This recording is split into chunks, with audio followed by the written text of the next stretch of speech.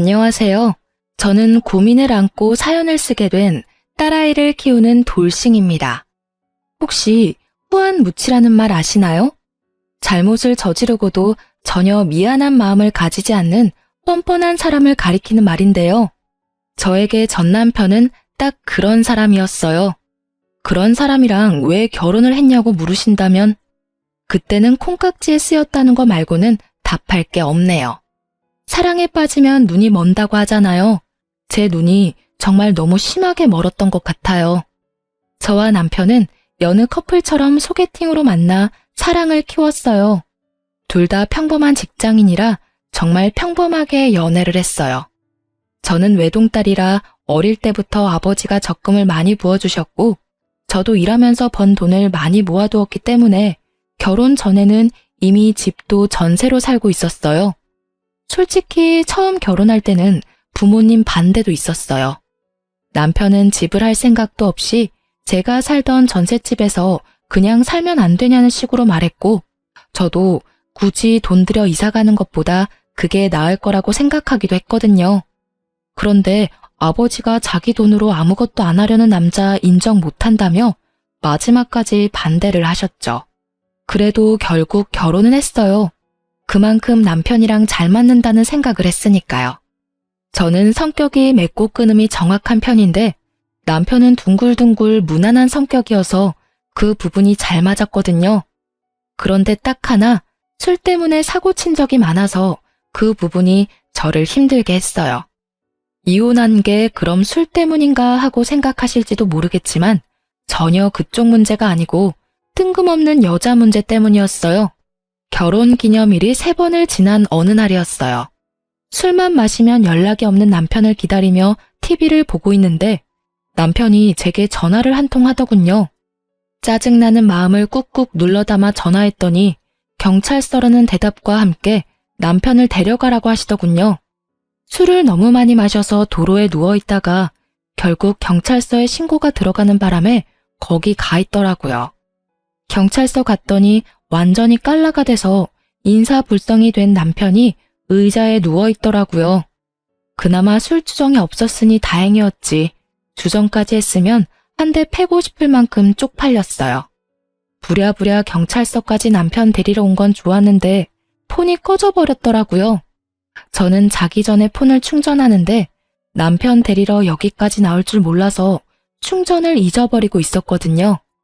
결국 제 폰을 쓸 수 없으니 콜택시도 부를 수 없었어요. 남편 폰이 생각나서 콜택시를 부르려고 버튼을 누르는데 뭘 잘못 눌렀는지 이전 화면이 뜨더군요. 그리고 그 화면을 본 제 눈을 의심할 수밖에 없었어요. 남편이 웬 여자와 같이 있는 사진이었어요. 거의 껴안고 있는 데다가 서로 입술을 맞대고 있는 사진이었죠.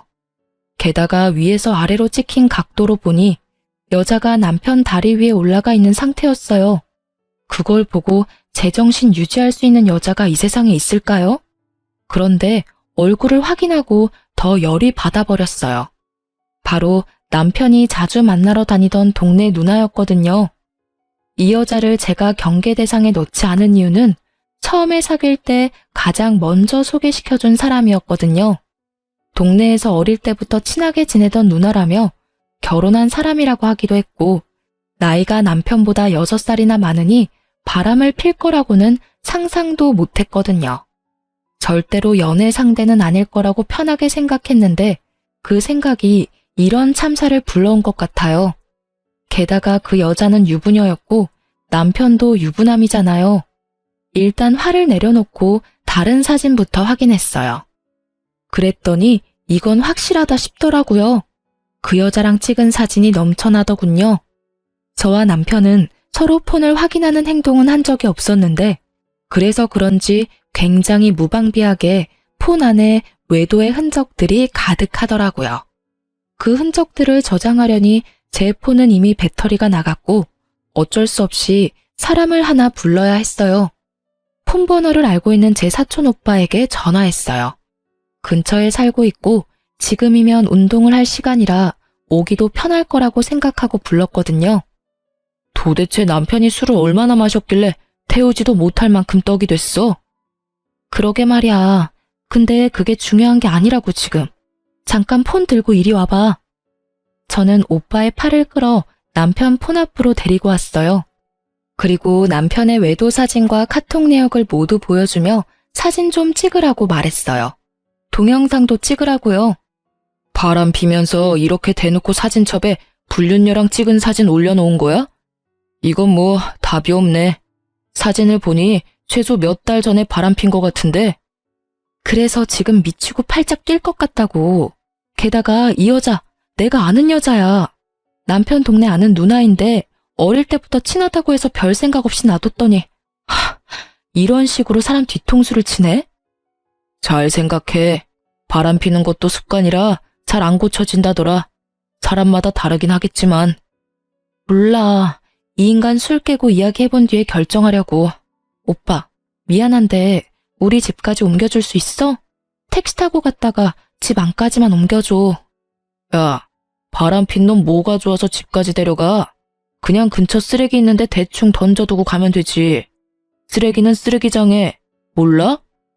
나도 그러고 싶지. 그치만 내일 아침에 눈 뜨자마자 추궁해야 하니까 놔두고 가면 안 돼. 결국은 오빠의 도움으로 저희는 집에 무사히 도착했고 남편은 오빠가 데려다 놓은 현관 입구에 놔둔 채 저는 안방에 들어가 잠을 청했어요. 그런데 잠이 안 오더라고요.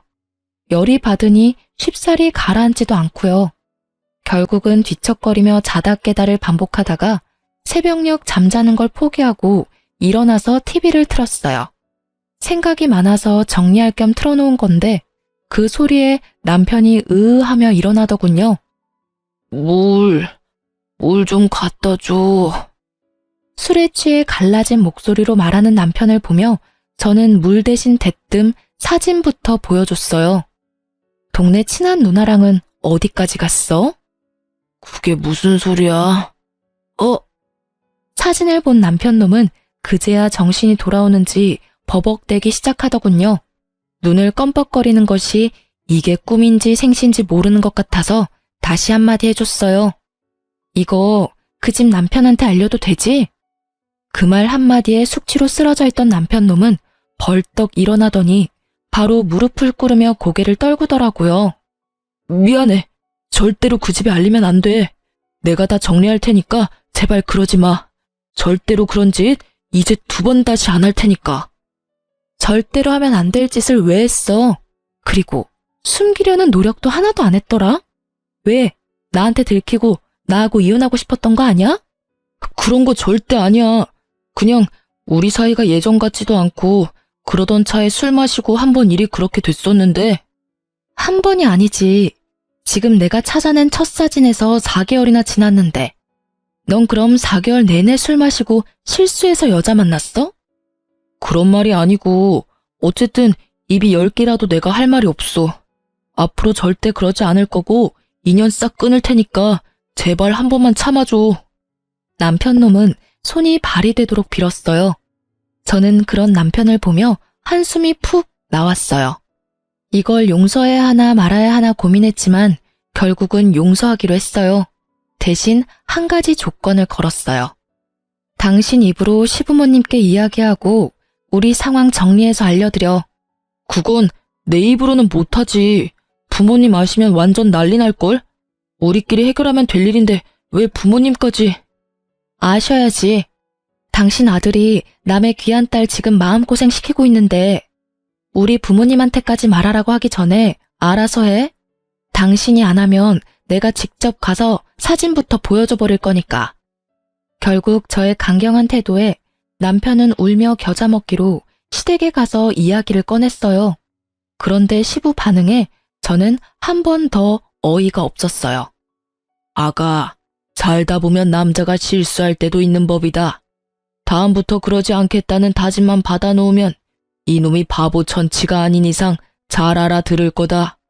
그러니 너도 이런 사소한 일에 신경 쓰지 말고 한 번만 용서해줘라. 저는 시부의 말에 점점 더 짜증이 밀려왔어요. 아니 시부가 대체 뭔데 잘못한 남편한테 면죄부를 주는 거죠? 이미 상처받고 배신당한 건 저인데 왜 시부가 용서해주고 말고를 결정하냐고요. 그렇지만 대놓고 그렇게 이야기할 수는 없으니 남편을 데리고 집으로 돌아와서 남편에게 각서를 받았어요. 자, 여기다가 각서 쓰고 지장 찍어. 각서 내용은 별거 없어. 앞으로 바람을 피지 않는다. 상간녀와 모든 연락을 끊고 깨끗하게 정리한다. 만약 이를 어길 시에 유책 배우자로서 친권, 양육권을 나에게 다 넘기고 내가 당신과 시댁에 준 모든 걸 다시 되돌려 받는다는 내용이야. 그걸 들은 남편은 알겠다며 각서를 쓰고 사인이며 지장이며 다 찍더군요. 저는 남편에게 한 가지 더 조건을 걸었어요.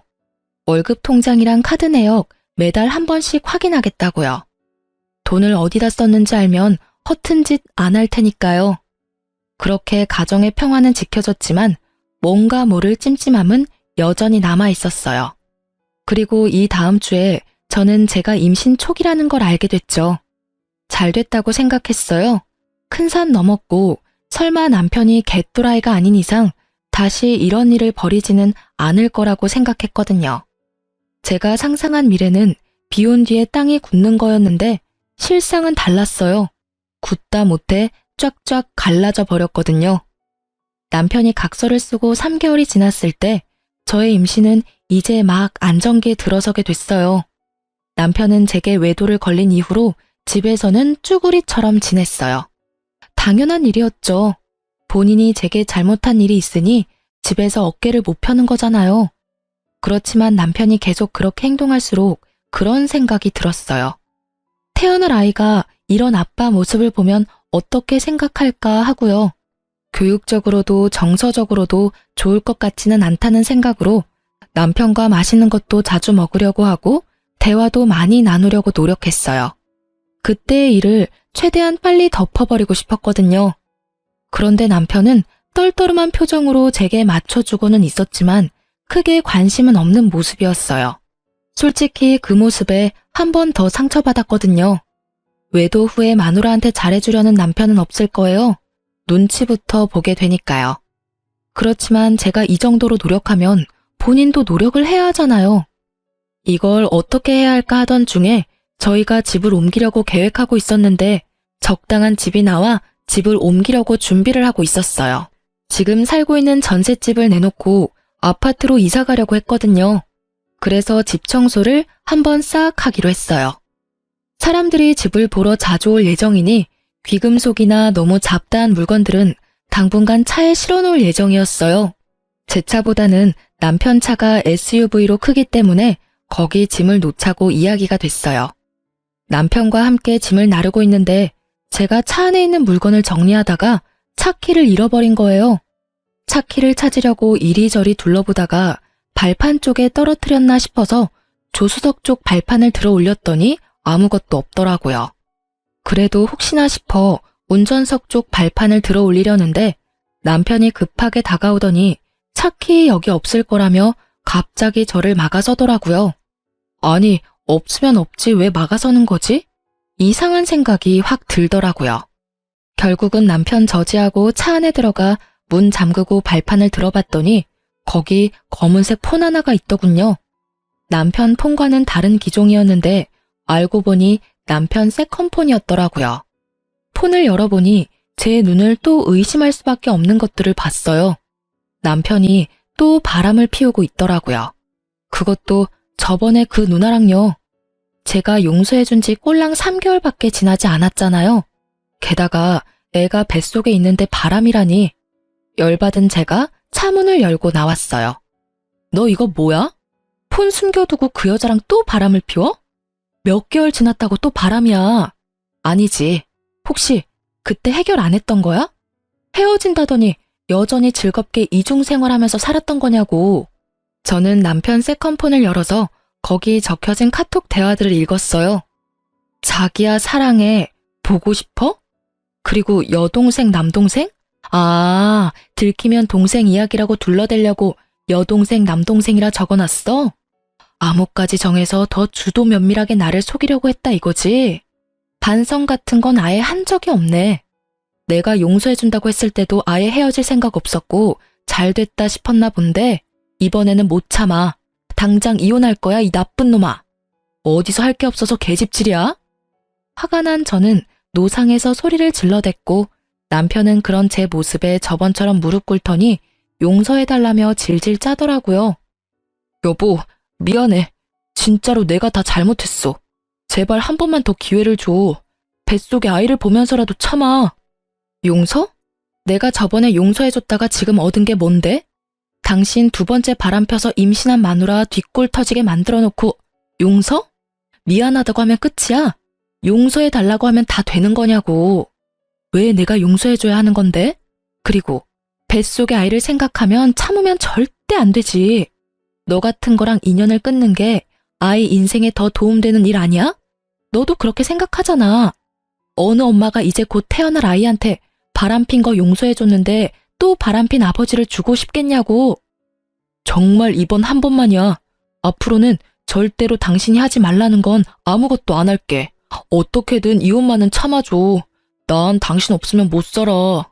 손이 발이 되도록 싹싹 비는 모습을 보고도 더 열이 뻗는 건 아마 첫 번째 외도 때 그 모습을 보고 용서해줬던 저의 바보 같은 모습이 떠올라서였을 거예요.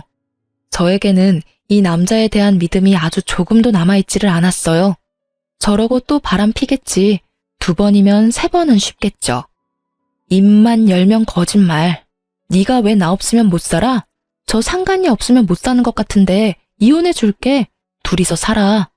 고작 3개월을 못 참아서 각서 쓰고도 바람핀 년이랑 계속 만나는 거 보면 그렇게 죽고 못 사는 사이인 거 내가 인정해 줄게. 그런데 우리 아이한테는 너 같은 아빠 필요 없으니까 여기서 인연 끊어. 넌 제대로 된 남편도 아니고 아빠도 아니야. 앞장서. 당장 시댁 가서 이혼한다고 말씀드리게. 열받은 저는 남편을 끌고 시댁으로 가려고 했어요. 남편이 완강하게 거부하더군요. 시댁에 알리는 게 무서웠나 봐요. 무서운 짓을 왜 했냐고 윽박 지르려다가 참았어요. 이번에야말로 시댁 가면 시부에게 당신 아들이 무슨 짓을 저질렀는지 확실하게 알려주고 싶었어요. 시부가 무슨 말로 남편을 두둔하든지 간에 코웃음 날려줄 준비도 되어 있었고요. 당장 앞장서라고. 시댁 가서 정산해. 시부모님도 그간 상황 다 알아야 우리 이혼할 때 큰 문제 없을 거 아니야. 무슨 정산? 그리고 나 이혼 안 할 거라니까? 넌 이혼 무조건 하게 되어 있어. 내가 너랑 헤어질 거라고 결심했으니까. 그리고 정산해야지. 너 첫 번째 외도 때 각서 썼잖아.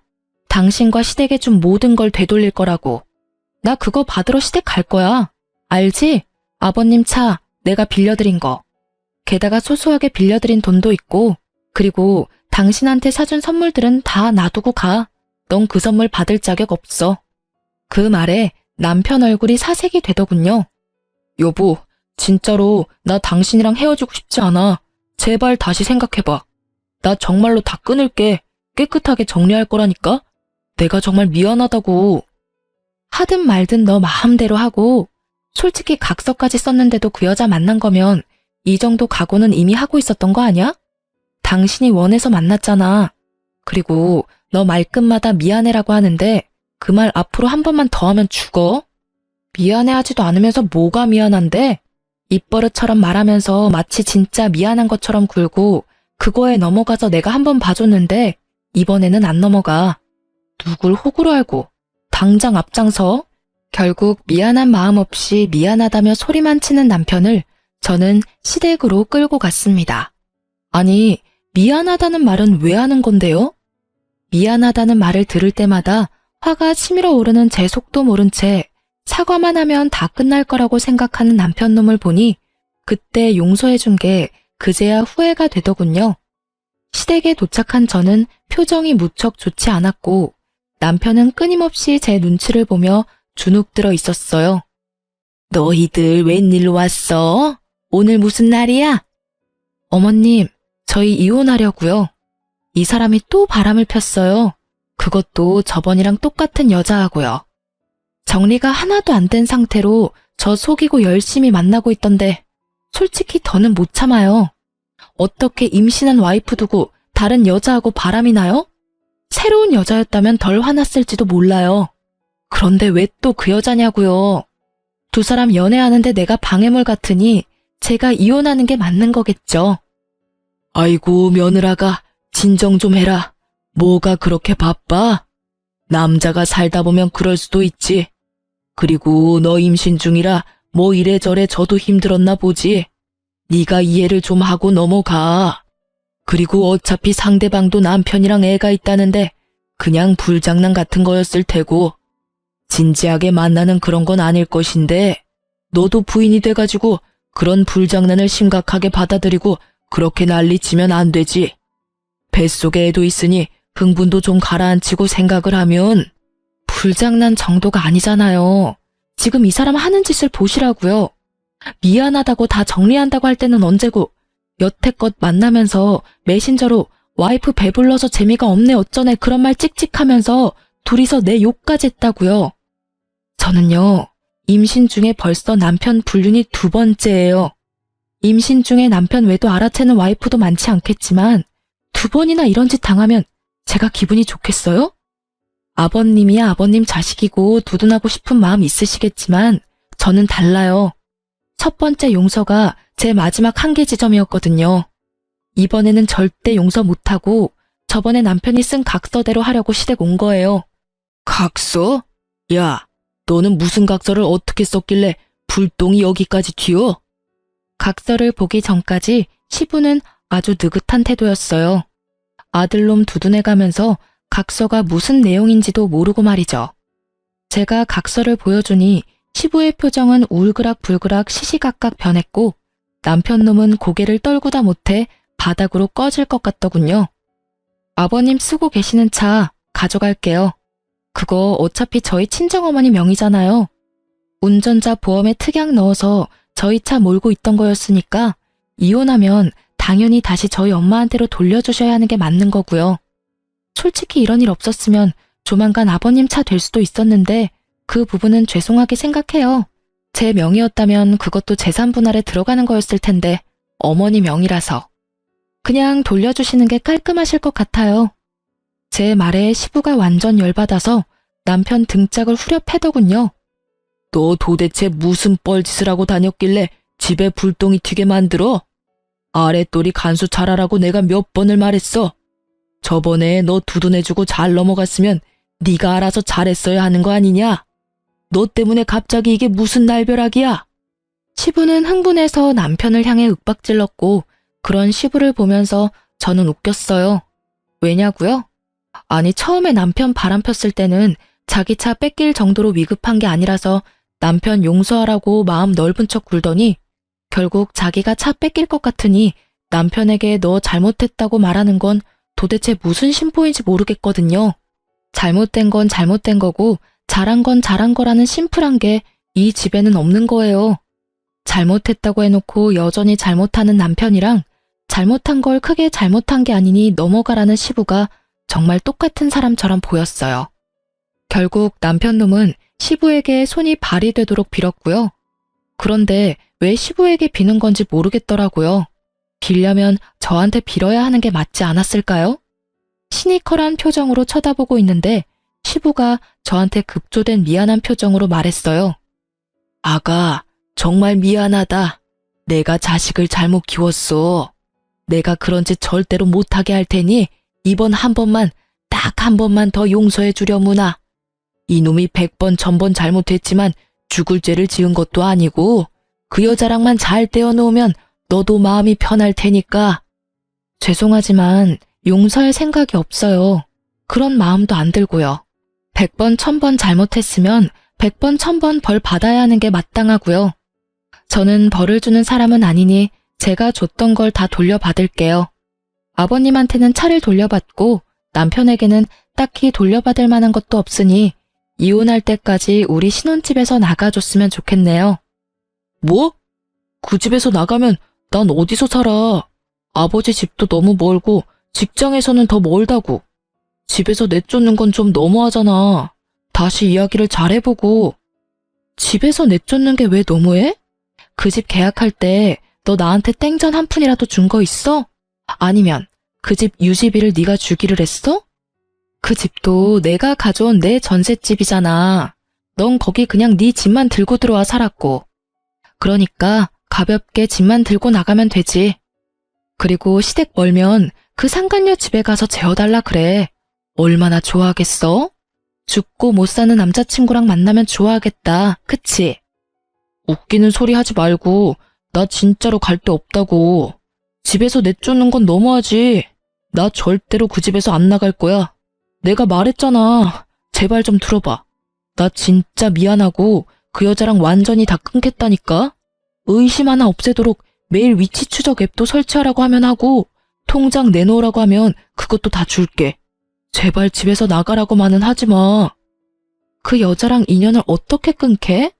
저번에도 끊는다고 해놓고 못 끊었지? 아니지. 끊었는데 다시 이었나? 어쨌든 결과적으로는 두 사람이 여전히 만나고 있으니까 둘이서 그렇게 죽고 못 사는데 내가 이혼해 줄게. 둘이 같이 살아. 그 여자도 그 남자랑 이혼하면 너랑 잘 살 수 있겠네. 집도 없이 둘 다 똑같이 위자료와 상간소송비 갚으면서 잘 살면 되지. 안 그래? 그러니까 그게 안 된다고. 우리는 그렇게 깊은 사이가 아니야. 진짜 그냥 즐기기만 하는 사이였고 술 마시면 만나는 그런 사고 같은 거였다고. 제발 여보. 그러니까 술 마시면 만나는 사람이면 술을 안 마시면 안 만났을 거 아냐. 그럼 네가 술을 마신다는 선택을 한 것부터가 네가 반성을 안 하고 있었다는 거지. 뭐 깊고 낮고 그런 거 나는 모르겠고 그냥 이혼하고 양육권 친권 나한테 다 넘겨.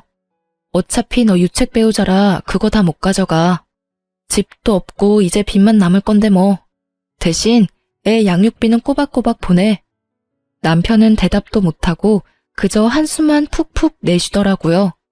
미안한 기색은 하나도 없이 이 상황을 어떻게 모면해야 하는 것만 눈에 보이더라고요. 아버님도 죄송하지만 그 차 돌려주세요. 안 돌려주시면 경찰에 도난 차량 신고할 테니까 알아서 돌려주시면 좋겠네요.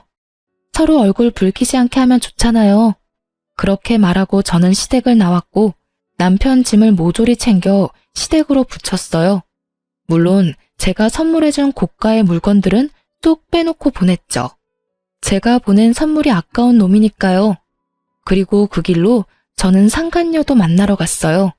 상간녀는 초조한 표정을 하고 있더라고요. 죄악감이나 수치스러움이 아닌 초조한 표정. 어차피 저랑 그 사람 바람난 거 처음 알았을 때 상간녀 위자료 소송한 거 아니라서 이번에는 소송 못할걸요? 이게 상간녀와의 첫 대화였어요. 뭘 알고는 있는 것 같았는데 아주 어정쩡하게 알고 있더군요. 바람난 걸 인지하고 3년 정도 지나면 소송을 못 거는 거거든요. 고작 3개월은 아직 진행 중인 거나 마찬가지고 제가 용서해줬다고 하더라도 속이고 계속 바람피고 있었으니 고의적으로 부정행위를 지속했다는 점은 명확하죠. 게다가 남편이 이미 각서까지 썼거든요. 헤어진다고 해놓고는 여전히 만났잖아요? 위자료 청구할 때 당연히 체크하는 부분이거든요. 제 말에 상간녀의 몸이 오들오들 떨리더군요. 너무 가증스러웠어요.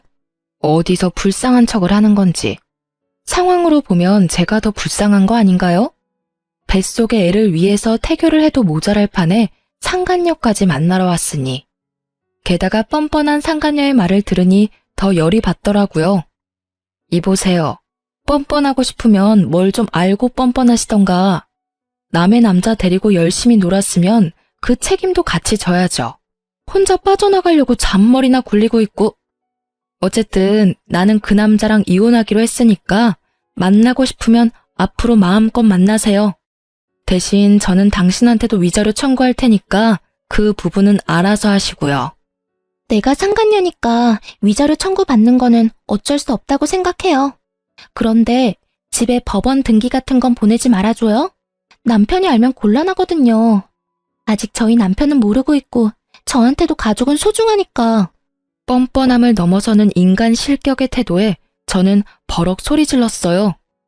가족이 소중하다는 사람이 왜 바람을 펴요? 웃기고 있네 진짜. 당신 가족은 소중하고 내 가족은 소중하지도 않아? 이렇게 좋게 봐주려고 했더니만 자기가 잘못한 주제에 나한테 이래라 저래라 하고 난리야. 당신 지금 주제 파악이 안 되나 본데 나는 당신 용서해주러 온 거 아니에요. 솔직히 지금도 당신 남편한테 가서 먼저 이룰 수도 있는 거 귀찮아서 여기까지 와서 꼴 보기 싫은 당신 얼굴 보고 있는 거라고. 이것들이 사람이 마음 써주니까 아주 호구로 보이나 봐. 둘이 아주 똑같은 것들끼리 붙어먹어서는 당신 남편한테 지금 이야기해주러 갈까요?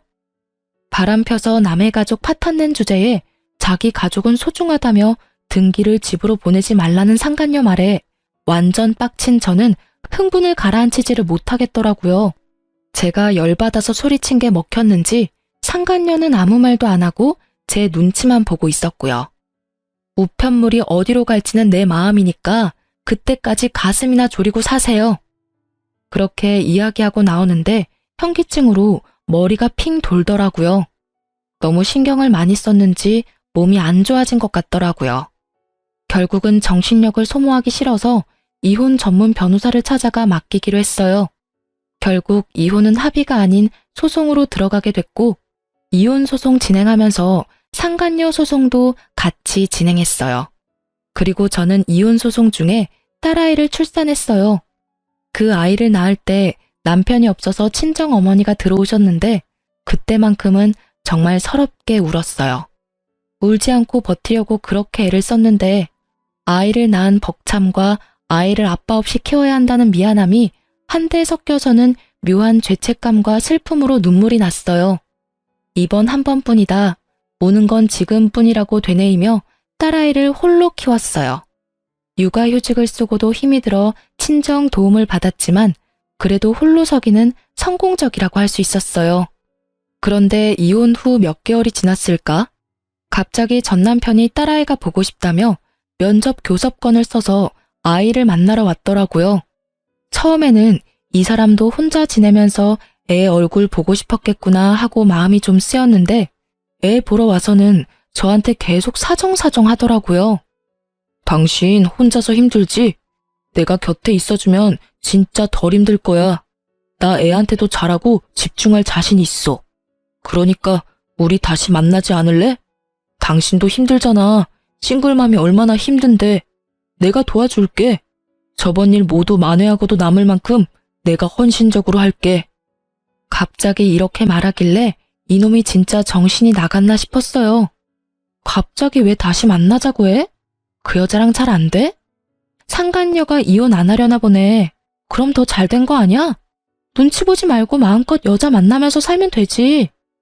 그 여자는 안 돼. 나 지금 당신이랑 그 여자 두 사람한테 양육비 줘야 해서 큰일 나게 생겼다고. 나는 맹세코 그 여자애가 내 애인지는 몰랐어.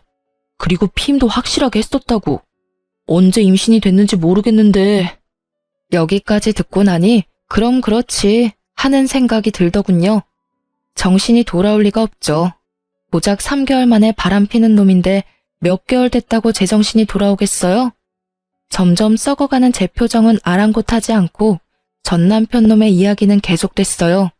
들어보니 웃기지도 않더라고요. 제가 출산한 때에 상간녀도 임신 6개월 차였다고 해요. 당연히 상간녀 남편도 제 전 남편도 상간녀의 뱃속에 있는 씨가 당연히 상간녀 남편인 줄 알았다고 해요. 그래서 상간녀 남편이 상간녀를 극진히 모시면서 살았는데 제가 그때 위자료 소송도 같이 했잖아요.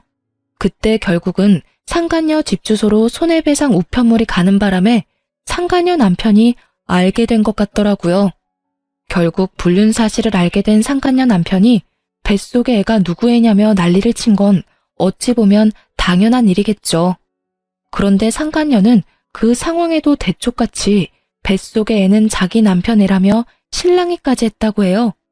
상간녀의 남편도 애가 나오기 전까지는 알 길이 없는 데다 여자가 극구 자기 아들이라고 하니 긴가민가 했대요. 그렇지만 일단 불륜은 했다는 게 확인이 되었으니 용서할 마음은 없었나 보더라고요. 결국 두 사람은 출산 전까지는 별거했다고 하더라고요. 그 얘기를 듣는데 살짝 놀랐어요. 그 여자가 무슨 생각으로 애를 낳을 생각을 했는지 모르겠어요. 어차피 확률이 반이니까 그쪽일 가능성이 있다고 생각해서 아이를 낳으려고 했던 것 같은데 결국은 나쁜 선택이었어요. 1년 채워 애를 낳고 당당하게 유전자 검사를 했는데 상간녀 남편의 아이가 아닌 제 전 남편의 아이였다고 판명난 거죠. 결국은 전 남편은 졸지에 친자식이 둘이나 생긴 거였어요. 그리고 이후 상간녀는 남편에게 이혼당하고 위자료 갚고 있고 제게 줄 상간녀 위자료도 갚아야 했으니 결국은 전 남편에게 찾아와 붙으려던 거였죠. 애가 둘이나 생겨서 좋겠네. 그냥 둘이 같이 살면서 벌면 되잖아. 근데 왜 나랑 다시 살자고 해? 좋아하는 사람이랑 같이 살아. 이제야 마음 편한 나 건드리지 말고. 그 여자 결국 이혼당하고 나한테 왔는데 애 들이밀면서 책임지라고 결혼하자고 하는 거야. 근데 생각해봐. 그 여자 이혼당하면서 유책 배우자 돼서 위자료 내야 하는데 당신이 낸 상간녀 위자료 소송도 결국에는 위자료 지급해야 하잖아. 그런 상황에서 나한테 오면 나라고 별 수 있어? 나도 그 상간남한테 위자료 소송 걸려서 돈 내야 하는데 둘이 같이 있으면 빚더미에 앉는 거 순식간이라고. 그래서 안 된다고 했는데 내 자식이라고 결혼 안 할 거면 양육비라도 내놓으라고 난리잖아. 전 남편의 말은 이상하게도 들으면 들을수록 저를 빡치게 만들었어요. 이제 상관없는 사람이라 그런 이야기에 화를 내지 않을 때도 된 것 같은데 말이죠. 결국은 딸아이를 보러 온 이유가 양육비를 한 명분이라도 덜 내기 위해서 교섭을 하러 온 거라는 걸 알게 된 저는 참지 못하고 그 자리에서 남편 싸대기를 날려버렸어요. 남들이 보든 말든 부끄러움보다는 이놈을 그냥 놔두면 안 되겠다는 생각이 더 컸거든요. 야, 이 썩을 놈아. 네가 뭘 잘해서 지금 여기 와서 합치자는 소리를 해? 상간녀 임신시킨 게 내 잘못이야? 양육비를 두 사람한테 주려니까 아까워? 그럼 그런 짓을 하지를 말았어야지. 역시나 사람은 고쳐 쓰는 게 아니라더니. 너 제정신 돌아올 줄 알았던 내가 미친년이지. 내가 지금 무슨 생각을 하는지 너한테 알려줘? 아랫돌이 잘못 눌려서 집안 풍비박산 만든 건 물론이고 지 인생까지 스스로 나락 보내버리는 한심한 놈하고 지금이라도 이혼해서 정말 다행이라고 생각해. 알아? 네가 우리 딸 핑계대고 여기 와서 그런 말 하지만 않았어도 이 정도로 화나지는 않았을 거야. 저는 딸애가 1살도 안 되어 말을 이해하지 못하고 있다는 것에 정말 깊은 감사를 할 수밖에 없었어요. 만약 이 아이가 커서 이 한심한 놈이 아빠라는 걸 안다면 정말 생각만으로도 끔찍해요. 딸아이에게는 차라리 아빠의 존재를 숨겨버리고 싶을 만큼이었어요. 남편 놈은 저한테 한 대 맞고도 정신을 못 차리는지 배째라식으로 누워 애처럼 떼를 쓰더군요. 몰라. 나도 지금 너무 힘들다고. 당신이 안 도와주면 파산해서 양육비고 뭐고 아무것도 못 보낼 거라고. 그러니까 당신이 좀 알아서 해줘. 그쪽이랑 다르게 우리는 부부 사이였잖아. 작년까지만 해도 부부 사이였었지. 지금은 아니고. 잘 됐다고 생각하라고. 두 사람 사이에 어떤 방해물이 있어도 잘 만날 자신 있던 거 아니었어? 그깟 위자료 양육비 같은 거 크게 신경 쓰지 말고 만나. 그 여자도 남편이랑 헤어졌다니 잘 됐잖아. 알콩달콩 위자료 갚으면서 그쪽 아기 재롱 보면서 살아. 나랑 사느니 그 여자랑 사는 게 더 마음 편할 거 아니야? 전혀 마음 편하지 않다고. 당신도 잘 생각해봐. 애가 얼마나 힘들겠어? 아빠 빈자리를 느끼면 나중에 우리 아빠 어딨냐고 물으면 어떡할래? 그런 일 있을까봐 미리 당신한테 이야기하는 거라고. 찌질한 새끼. 정말 욕하고 싶은 걸 절실히 참으며 뻘소리 짓거리는 남편에 소리쳤어요. 나랑 살면 마음 편할 것 같아? 그러게 왜 아빠 빈자리를 느끼게 할 짓을 했냐고. 그랬다고 내가 당신한테 기회를 안 준 것도 아니잖아. 이미 한번 용서했으면 그때 깨끗하게 헤어졌었어야지. 그러면 이런 일 없었을 거 아니야. 그 여자 다시 만나려고 생각했을 때는 이런 일 생각도 못했지. 앞날을 좀 생각하고 살아 이 나쁜 놈아. 그리고 나는 네 상간녀 바람막이는 절대 안 될 거야. 그리고 내 새끼 양육비도 절대로 다 받을 거고. 당신이 안 주면 당신 어머니 아버지한테까지 가서라도 받아올 거니까 알아서 잘 처신해. 한 줌의 용서도 없는 제 목소리에 남편 놈은 다시 또 질질 짜며 불쌍한 얼굴로 저를 쳐다보더라고요. 미안함은 전혀 없으면서 미안하다고 말하며 지가 원하는 것만 말하는 놈이 용서를 구하는 것 자체가 거짓인 거잖아요. 이때 정말 후한무치라는 말이 딱 떠올랐어요. 표정만 미안하고 전혀 미안함을 못 느끼는 사람이 전 남편이었던 거죠. 그렇게 전 남편을 놔두고 씩씩거리며 딸애를 데리고 나오는데 정말 눈물이 줄줄 났어요. 슬픔이 아니라 분노의 눈물이요.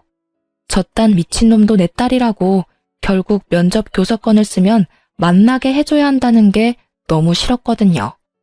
전 남편놈 하는 꼴을 보니 이번 한 번으로 끝날 것 같지도 않았고 볼 때마다 저지랄 할 것 같아서 앞으로가 더 답답했어요.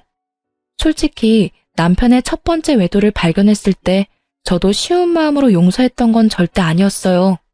외도를 겪어본 여자들은 다 그렇겠지만 그게 용서를 한다 만다의 판단이 가능한 게 아니거든요. 판단을 한다보다는 속어법이죠. 용서를 하는 것이 내게 더 나은가, 용서를 하지 않는 것이 내게 더 나은가. 당연히 제 입장에서 생각할 수밖에 없는 문제이기도 하고요. 이미 상대방은 저를 상처 주었고 그 상처는 아물지 못할 거라는 걸 아니까요. 그래도 용서했던 건 남편의 미안함이 진짜라고 믿었기 때문이었어요. 그런데 미안함도 만들어낼 수 있다는 더러운 사실을 알고 나니 마음이 아예 식어버리더라고요. 글을 쓰고 있는 지금도 저는 딸아이와 단 둘이 살고 있어요. 가끔 사람들이 재혼 이야기를 꺼내기도 하고 딸아이니까 다른 곳에 시집가기도 편하지 않냐고 묻기도 해요. 다들 저를 생각해서 하는 말이라는 건 잘 알지만 딱히 마음이 동하지는 않아요. 사람을 만나는 건 좋은 일이고 생활에 활력이 되지만 아이를 키우면서 만나는 건 힘이 들거든요. 그리고 재혼을 할 만큼 남자에 대한 신뢰가 다시 돌아오지는 않은 상태라 당분간은 이 상태를 유지하고 있을 거예요. 아이를 키우는 재미가 쏠쏠하지만 매번 애를 만나고자 시도하는 남편을 막는 것도 힘들어요. 지금은 아빠라는 존재에 대해 아예 생각하지도 못하게 하지만 앞으로 좀 더 크면 다르겠죠. 못잘 제 말을 따라하며 놀기 좋아하는 딸애가 어린이집에 들어가서 아빠라는 단어를 알게 되고 왜 자기는 아빠랑 같이 살지 않냐고 물어보면 뭐라고 대답해야 할지 감이 오질 않거든요. 아빠가 나쁜 사람이라고 말하면 아이에게 상처가 될 것 같고 아빠가 바쁘다고 말하면 그럭저럭 넘어갈 것 같긴 하지만 언젠가는 진실을 알게 되겠죠. 혹시 나중에 아이가 좀 커서 왜 자기는 아빠가 없냐고 물어보면 이혼 사유를 솔직하게 밝히는 게 맞을까요? 아니면 이혼했다는 것만 밝히고 그 사이의 일은 어른들의 일이라고 일축시키는 것이 더 좋을까요? 글을 읽으시는 분들의 많은 조언을 부탁드립니다. 그리고 글 읽어주셔서 너무 감사해요.